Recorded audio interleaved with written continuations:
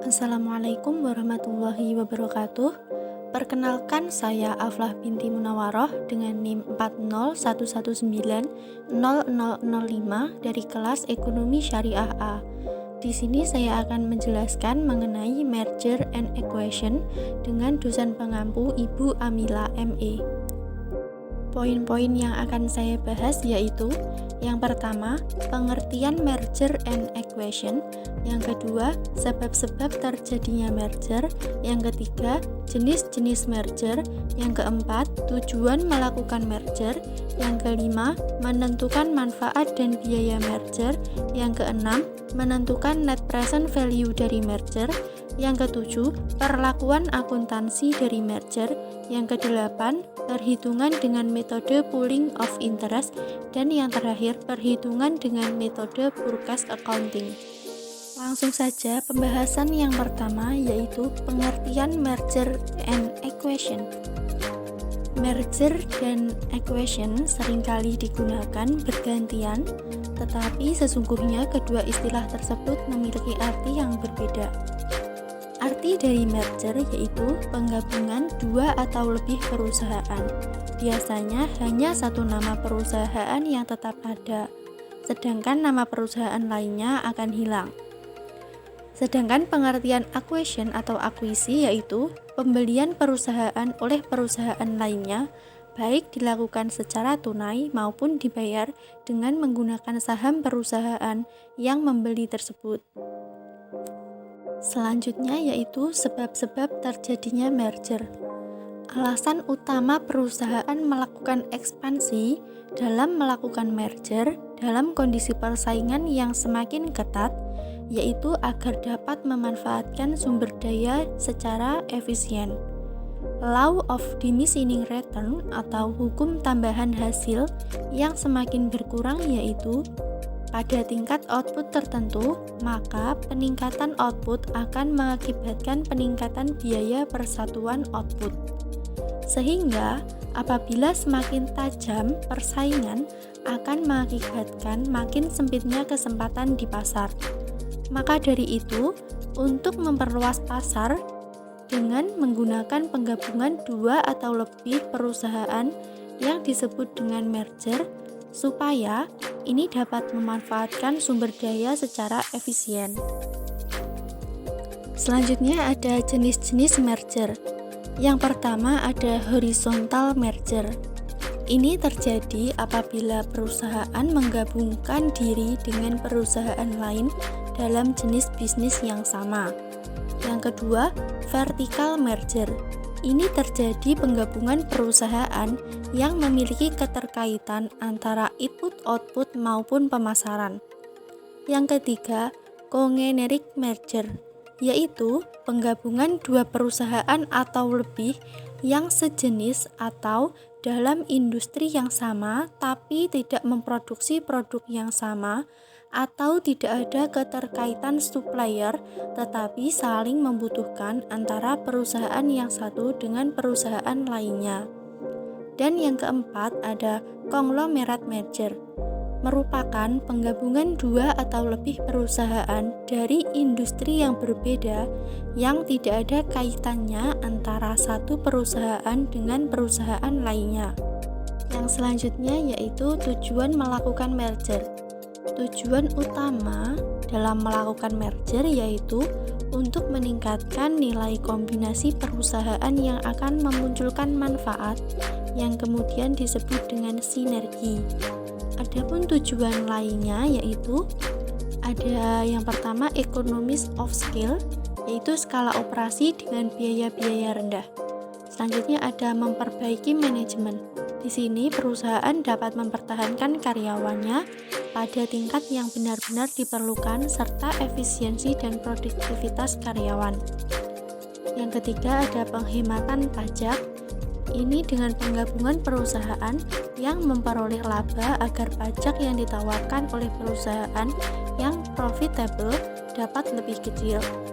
Selanjutnya ada disertifikasi usaha, yaitu penggabungan perusahaan yang berbeda usaha.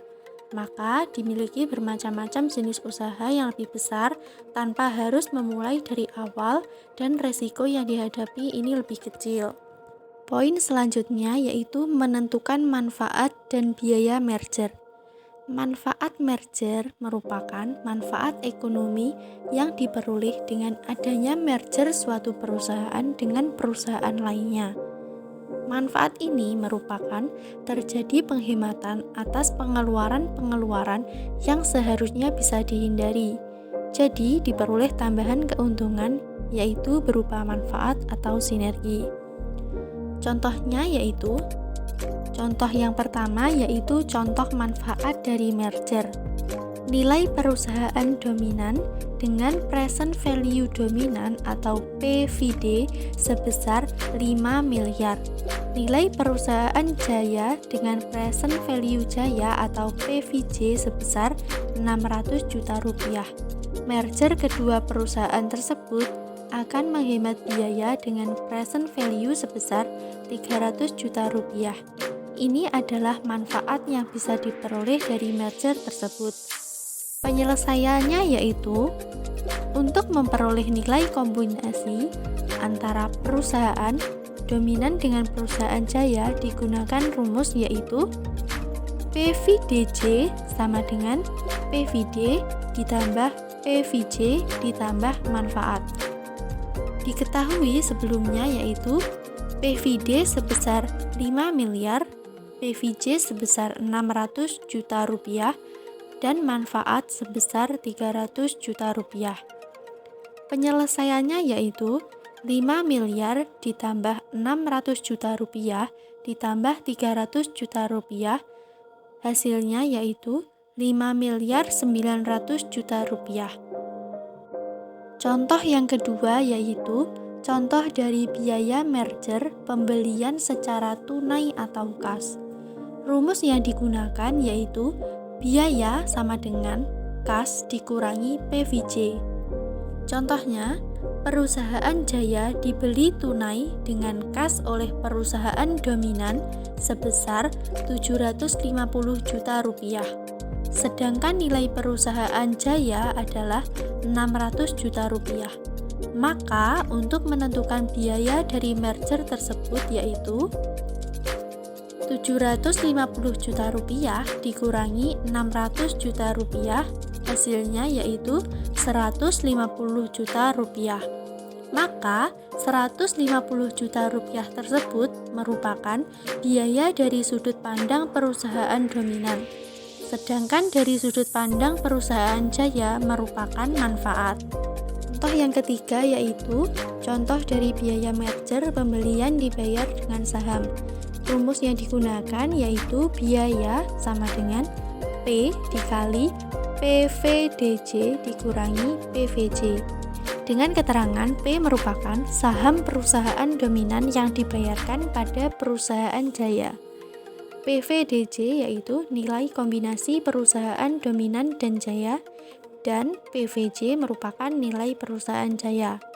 Misalnya, perusahaan dominan mengadakan pembelian terhadap perusahaan Jaya merger dengan membayar 25.000 lembar saham perusahaan dominan. Harga saham perusahaan dominan sebesar Rp2.500 per lembar saham. Sedangkan jumlah saham perusahaan dominan sebanyak 100.000 lembar. Nilai perusahaan Jaya 30 juta rupiah. Dengan melakukan merger perusahaan mendapatkan tambahan keuntungan atau manfaat dengan present value sebesar 10 juta rupiah. Penyelesaiannya yaitu P sama dengan jumlah saham yang dibayarkan dibagi jumlah saham perusahaan ditambah jumlah saham yang dibayarkan, yaitu 25.000 dibagi 125.000 hasilnya 0,20. Selanjutnya PV perusahaan dominan yaitu 100.000 lembar dikali Rp2.500 sama dengan 250 juta rupiah. Selanjutnya PV perusahaan Jaya 30 juta rupiah dan manfaat sebesar 10 juta rupiah. Jadi PVDJ sama dengan 250 juta rupiah ditambah 30 juta rupiah ditambah 10 juta rupiah. Hasilnya yaitu 290 juta rupiah. Jadi, biaya merger yang sebenarnya yaitu 0,20 kali 290 juta rupiah dikurangi 30 juta rupiah sama dengan 58 juta dikurangi 30 juta sama dengan 28 juta rupiah. Poin selanjutnya yaitu menentukan net present value dari merger. Apabila NPV dari merger tersebut positif, maka dapat dilakukan merger. Sebaliknya, apabila NPV dari merger tersebut negatif, maka tidak dapat dilakukan merger. Rumusnya yaitu NPVM sama dengan PVDJ dikurangi dalam kurung PVD ditambah PVJ tutup kurung dikurangi dalam kurung kas dikurangi PVJ tutup kurung. Keterangannya yaitu NPVM merupakan net present value dari merger, PVDJ merupakan nilai kombinasi perusahaan dominan dan jaya, PVD merupakan nilai perusahaan dominan, PVJ merupakan nilai perusahaan jaya, dan kas ini merupakan harga beli perusahaan jaya. Contohnya yaitu NPV merger atau perusahaan dominan. NPVM sama dengan rumus tadi. Kita masukkan PVDJ sebesar 5.900.000.000 rupiah dikurangi buka kurung 5 miliar ditambah 600 juta rupiah tutup kurung dikurangi buka kurung 750 juta rupiah dikurangi 600 juta rupiah tutup kurung. NPVM sama dengan 5.900.000.000 rupiah dikurangi 5.600.000.000 rupiah dikurangi 150 juta rupiah. Hasilnya yaitu 150 juta rupiah. Selanjutnya yaitu perlakuan akuntansi dari merger. Jika ditinjau dari sudut pandang akuntansi, suatu merger dapat dibagi menjadi dua, yaitu merger dengan metode purchase accounting dan merger dengan metode pooling of interest. Merger dengan metode purchase accounting merupakan penyusunan neraca baru perusahaan dan perhitungan rugi laba baru dengan cara penggabungan kedua neraca dan perhitungan rugi laba perusahaan yang merger tersebut tanpa menambah atau mengurangi angka-angka dalam neraca dan perhitungan rugi laba perusahaan tersebut. Sedangkan merger dengan metode pooling of interest ini merupakan menyusun neraca baru dan perhitungan rugi laba baru dengan melihat nilai pasar perusahaan masing-masing yang merger tersebut dengan menambah atau mengurangi angka-angka dalam neraca dan perhitungan rugi laba perusahaan tersebut, sehingga ini memungkinkan timbul rekening goodwill atau berupa nilai lebih dari neraca dan perhitungan rugi laba perusahaan tersebut. Contoh dari perlakuan akuntansi dari merger yaitu di sini terdapat neraca dan perhitungan laba rugi pada tahun 2015. Keterangan dari contoh sebelumnya, perusahaan A merger atau membeli perusahaan B dengan harga 50 juta rupiah. Nilai current assets perusahaan B yaitu 5 juta rupiah lebih besar dari nilai buku. Begitu pula jumlah nilai fixed asset menjadi 80 juta rupiah dengan melakukan merger. Operating cost meningkat 1 juta rupiah, pembebanan dari goodwill diperkirakan 10 tahun. Dengan data tersebut, buatlah neraca dan perhitungan rugi laba tahun 2015 perusahaan tersebut setelah melakukan merger dengan metode pooling of interest dan purchase accounting.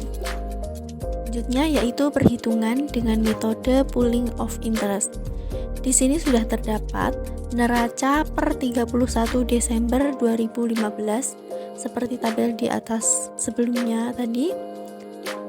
Perhitungannya yaitu di sini diketahui current asset perusahaan A sebesar 50 juta rupiah, sedangkan perusahaan B 25 juta rupiah.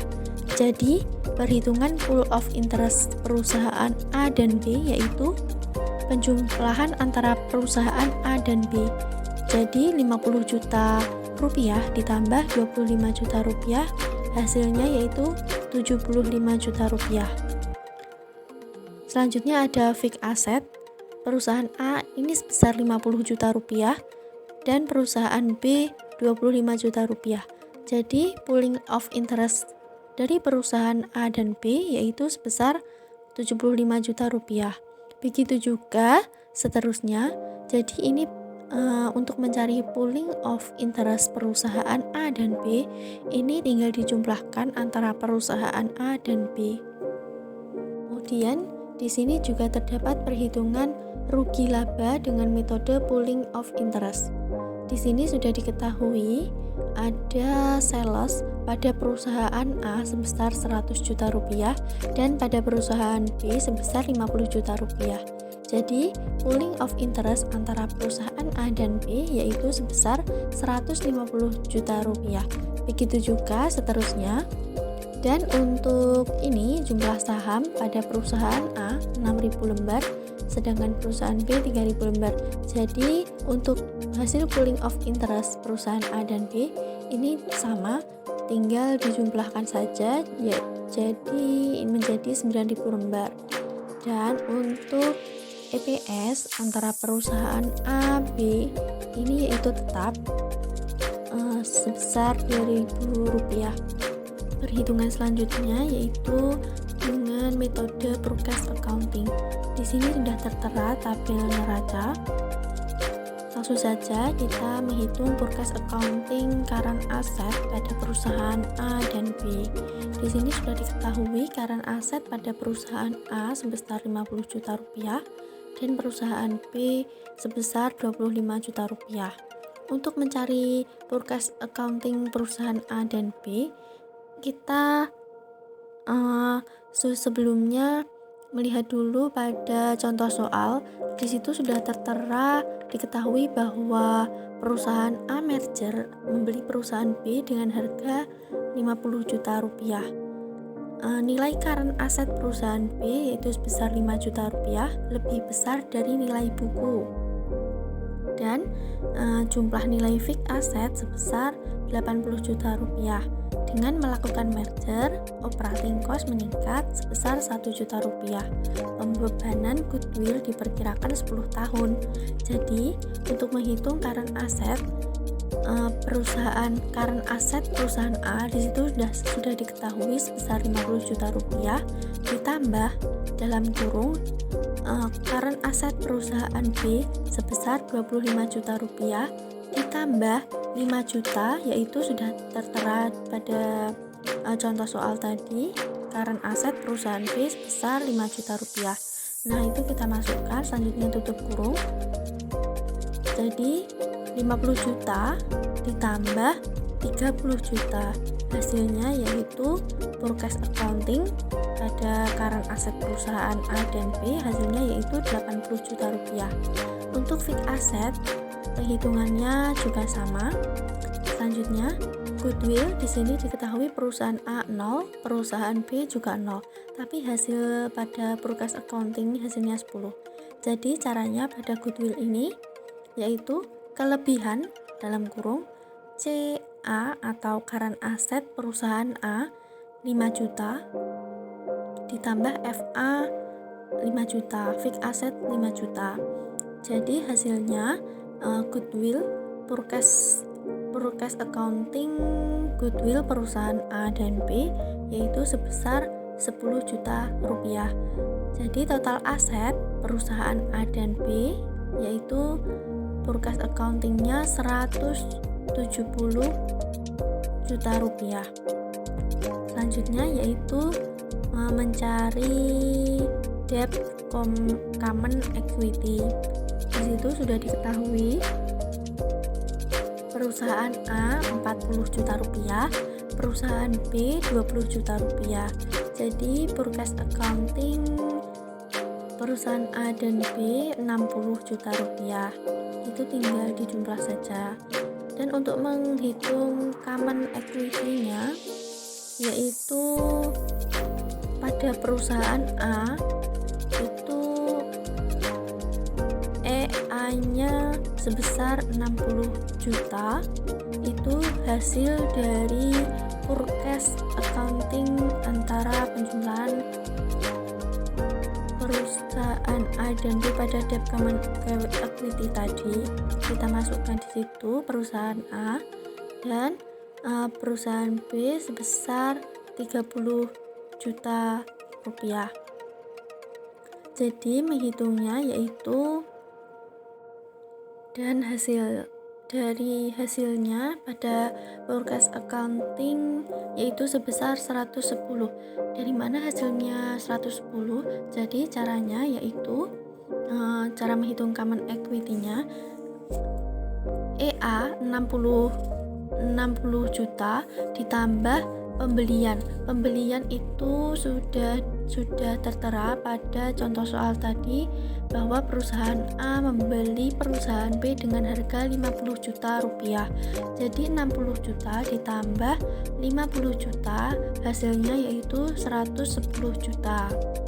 Jadi total hutang dan modal perusahaan A itu 100 juta rupiah, perusahaan B 50 juta rupiah. Jadi forecast accounting perusahaan A dan B yaitu 170 juta rupiah.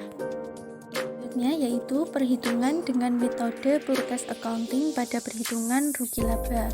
Di sini diketahui sales pada perusahaan A sebesar 100 juta rupiah dan perusahaan B 50 juta rupiah. Jadi forecast accounting perusahaan A dan B sebesar 150 juta rupiah. Ini didapat dari penjumlahan antara perusahaan A dan perusahaan B. Selanjutnya, operating cost perusahaan A sebesar 72 juta rupiah dan perusahaan B 36 juta rupiah.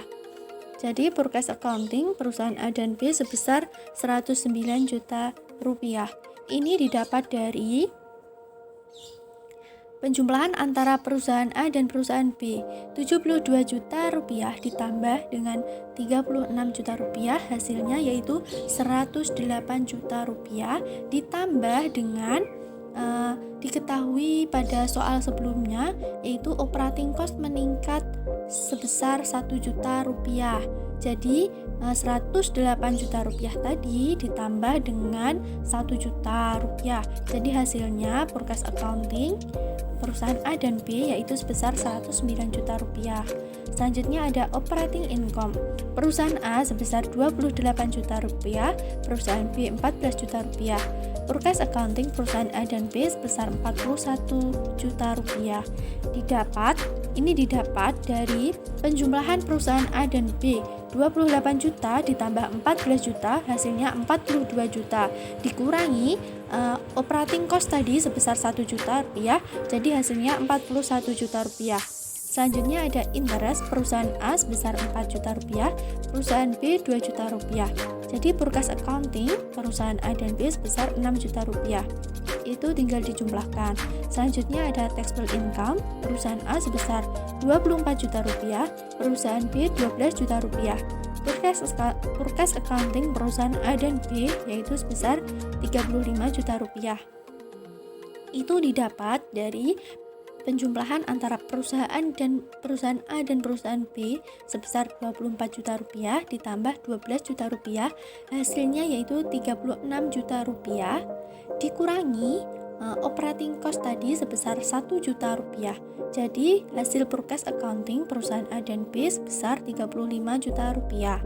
Selanjutnya ada tax. Perusahaan A sebesar 12 juta rupiah, perusahaan B 6 juta rupiah. Jadi forecast accounting di situ tertera sebesar 17.500.000 rupiah. Dari mana didapatnya?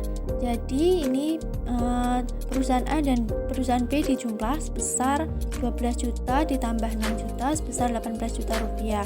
Dikurangi sebelumnya pada teks ini ada dalam kurung 50%. Nah, 50% ini Jadi 50% dari operating cost tadi, yaitu Rp500.000. Jadi hasilnya penjumlahan antara perusahaan A dan B dikurangi Rp500.000. Jadi hasilnya forecast accounting pada perusahaan A dan B sebesar Rp17.500.000. Selanjutnya ada earn after tax. Perusahaan A dan B ini hasilnya sama, perhitungannya juga sama seperti sebelumnya, dan juga WO goodwill juga sama. Untuk net income, perusahaan A sebesar Rp12 juta, perusahaan B Rp6 juta. Jadi forecast accounting perusahaan A dan B sebesar Rp1 juta. Jumlah saham perusahaan A 6.000 lembar, perusahaan B 3.000 lembar. Jadi forecast accounting antara perusahaan A dan B yaitu sebesar 9.000 lembar. Selanjutnya yaitu EPS perusahaan A sebesar Rp2.000, perusahaan B Rp2.000. Jadi forecast accounting perusahaan A dan B pada EPS yaitu sebesar Rp1.833,33 Cukup sekian yang dapat saya sampaikan. Apabila ada kurangnya, saya mohon maaf yang sebesar-besarnya. Wallahul muwaffiq ila aqwamit thoriq. Wassalamualaikum warahmatullahi wabarakatuh.